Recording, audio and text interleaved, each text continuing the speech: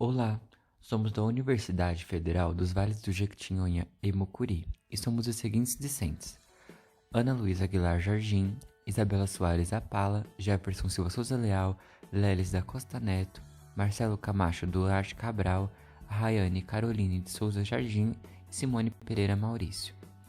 A disciplina é Fisiologia Renal e o tema do nosso trabalho é Mecanismos renais para a concentração da urina. Bom, o sistema renal é composto por dois rins, localizados em cada lado do abdômen, na região posterior. É um órgão retroperitoneal, duas artérias por onde o sangue entra e duas veias por onde o sangue sai filtrado. Dois ureteres que conduzem a urina até a bexiga e a uretra que conduz a urina para o meio externo. Generalidades: concentração de urina. O principal agente regulador do equilíbrio hídrico no corpo humano é o hormônio ADH, antidiurético, produzido no hipotálamo e armazenado na hipófise. A concentração do plasma sanguíneo é detectada por receptores osmóticos, localizados no hipotálamo. Havendo aumento na concentração do plasma, pouca água, esses osmorreguladores estimulam a produção de ADH. Esse hormônio passa para o sangue, indo atuar sobre os túbulos distais e sobre os túbulos coletores de néfron, tornando as células desses túbulos mais permeáveis à água. Dessa forma, ocorre maior reabsorção de água e a urina fica mais concentrada. Quando a concentração do plasma é baixa, muita água, há inibição da produção do ADH e, consequentemente, menor absorção de água nos túbulos distais e coletores, possibilitando a excreção do excesso de água, o que torna a urina mais diluída. Além do ADH, há outro hormônio participante do equilíbrio hidroiônico do organismo, a aldosterona, produzida nas glândulas suprarrenais. Ela aumenta a reabsorção ativa do sódio nos túbulos renais, possibilitando maior retenção de água no organismo.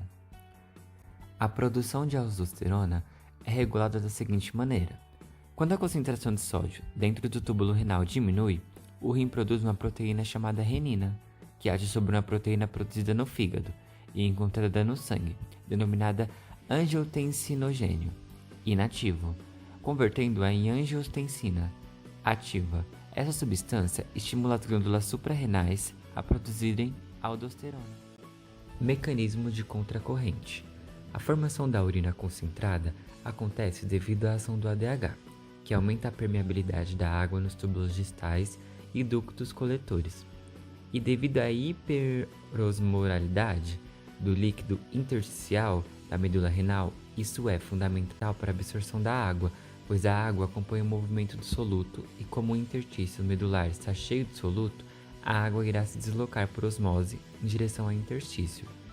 O mecanismo de contracorrente é o responsável por manter essa hipermolaridade do líquido intersticial da medula renal. Isso devido principalmente à ação da rene, iniciando devido ao bombeamento ativo de íons na porção ascendente espessa da alça, diminuindo a concentração do líquido tubular e aumentando a concentração do interstício medular. Esse bombeamento irá criar um gradiente osmótico entre o líquido tubular e o intersticial. Na porção descendente da alça de Henle, ocorre o líquido osmótico e um equilíbrio momentâneo, devido à osmose da água para o interstício. Entretanto, irá ocorrer um fluxo adicional do líquido tubular, que ao transportar o líquido para a porção ascendente, ocorre novamente o bombeamento de íons para o interstício. Esse ciclo irá contribuir para a formação de um interstício medular cada vez mais concentrado. Importância dos túbulos distais e ductos coletores na concentração de urina. A concentração de água no líquido tubular é relativa, já que depende de uma absorção de um soluto em relação à absorção da água, que é o solvente. Algumas substâncias mais importantes para o corpo, como glicose e aminoácidos, são totalmente reabsorvidas. Já outras, que não são essenciais, não são reabsorvidas ou apenas ligeiramente reabsorvidas, como a creatina. Mecanismo de concentração urinária. Porção inicial do túbulo distal. Essa porção tem propriedades similares às do ramo ascendente espesso da alça de Henle. Então, o líquido fica mais diluído, já que a água continua no túbulo. Porção final do túbulo distal e do túbulo coletor cortical. O hormônio ADH se autofaz com que os túbulos sejam muito permeáveis à água e vai ocorrer reabsorção intensa. Já a ureia, por não ser permeável, fica mais concentrada à medida que a água vai sendo absorvida. Porém, se não houver ADH, apenas uma pequena parte da água será absorvida e a osmolaridade diminui. Ductos coletores medulares internos. O ADH e a osmolaridade do interstício medular têm a concentração definida pelo mecanismo de contracorrente. Quando os níveis de ADH estiverem altos, haverá uma urina bastante concentrada, porém com pouco volume. Durante um episódio de desidratação e baixa ingestão de sódio, é possível revelar uma urina muito concentrada, mas com pouca quantidade de sal, devido à ação da angiotensina 2 e aldosterona. Também pode ocorrer uma urina diluída com pouco sódio, devido ao nível de ADH baixo. A membrana dos túbulos são quase completamente impermeáveis à ureia. A reabsorção de sódio é controlada por hormônios. Destaca-se a ação da aldosterona. A permeabilidade da água é controlada pela concentração de ADH, vasopressina. Ambos são compostos por dois tipos de células, as células principais e as células intercaladas, sendo que as células principais reabsorvem sódio e a água e secretam potássio, e as células intercaladas secretam hidrogênio e reabsorvem íons de carbonato e potássio. Sobre as células principais e células intercaladas. Células principais. A atividade bomba de sódio e potássio, ATPase, na membrana é responsável pela reabsorção do sódio e secreção do potássio. Essas células são o local de ação primária dos diuréticos poupadores de potássio, incluindo espinolactona, esplerenona, amilorida e triantereno, sendo que incluindo a espironolactona e eplerenona inibem os efeitos da aldosterona sobre a reabsorção de sódio e secreção do potássio. Já a amilorida e o triantereno inibem a entrada de sódio na célula e, consequentemente, também diminui o transporte de potássio. Células intercaladas.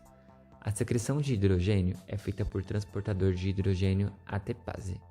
É quase de secretar íons contra o gradiente de concentração de até 1000 para 1. É essencial na regulação ácido-básica dos líquidos corporais.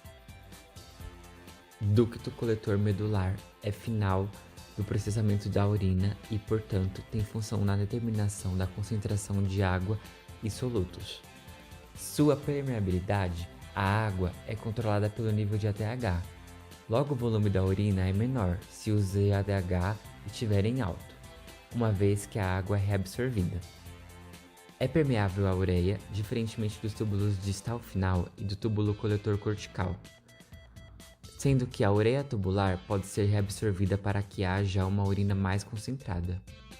Tem a capacidade de secretar hidrogênio contra o gradiente de concentração, desempenhando um papel importante na regulação ácido-básica dos líquidos corporais. Importância da ureia na concentração da urina. A ureia contribui para o interstício medular renal hiperosmótico e para a formação da urina concentrada.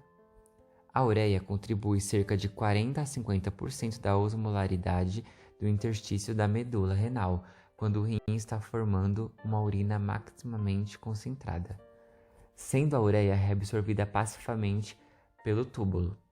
O mecanismo de absorção da ureia para o interstício medular renal ocorre nos seguintes modos: processos de reciclagem da ureia. Quando o líquido tubular se dirige para os túbulos distais e coletores corticais, uma pequena quantidade de ureia é reabsorvida, pois esses segmentos são impermeáveis à ureia. Na presença de altas concentrações de ADH, a água é rapidamente reabsorvida pelo túbulo coletor cortical e a concentração da ureia aumenta rapidamente. Nos ductos coletores medulares internos, ocorre uma absorção maior da água, aumentando ainda mais a concentração de ureia no líquido tubular. A concentração elevada de ureia no líquido tubular do ducto coletor medular interno faz com que esse metabólico se difunda para fora do túbulo em direção ao interstício renal. Essa difusão é bastante facilitada por transportadores de ureia específico, sendo um exemplo de UTAL, ativado pelo ADH, que atua aumentando o transporte da ureia para fora do ducto coletor medular. O movimento simultâneo da água e ureia para fora do ducto coletor medulares internos mantém uma alta concentração de ureia no líquido tubular. Por fim, na urina, ainda que esse metabólico esteja sendo reabsorvido. Importância da ureia na concentração da urina. Vale ressaltar o papel fundamental da ureia em contribuir para a concentração da urina. É evidenciada pelo fato de indivíduos com uma dieta rica em proteínas, com consequente produção de uma quantidade de ureia como resíduo nitrogenado, se mostram capazes na concentração de urina de forma muito mais satisfatória em comparação a um indivíduo com dieta pobre em proteínas e, portanto, com baixa concentração de ureia. A desnutrição está associada a uma baixa concentração da ureia no interstício medular e uma considerável diminuição da capacidade na concentração. A alça de Henle é capaz de criar uma região hiperosmótica na medula do rim. A medula atua como uma esponja e puxa a água dos ductos coletores próximos se estiverem sob efeito de ADH. A parte ascendente da alça de Henle é impermeável à água e bombeia NaCl para fora da urina e para dentro do sangue nos vasos retos. O sangue carrega o NaCl para a medula e a torna a região inteira hiperosmótica. O sangue nos vasos retos se move na direção oposta da urina, ou seja, o sangue sobe paralelamente à parte descendente da alça de Henle. Essa parte descendente é permeável à água e permite que a água saia da alça e vá para o sangue. Isso deixa a osmolaridade do sangue, que voltará para o corpo normal novamente. Esse mecanismo é chamado de troca contracorrente. Lembrando que o ducto coletor é impermeável à água, mas o ADH atua sobre ele e o deixa permeável. Nesse momento, a água passa para a medula hiperosmótica, onde vai parar nos vasos retos e volta para o corpo. Se a pessoa não produz ADH, o vaso fica impermeável e a pessoa vai urinar essa água que seria reaproveitada.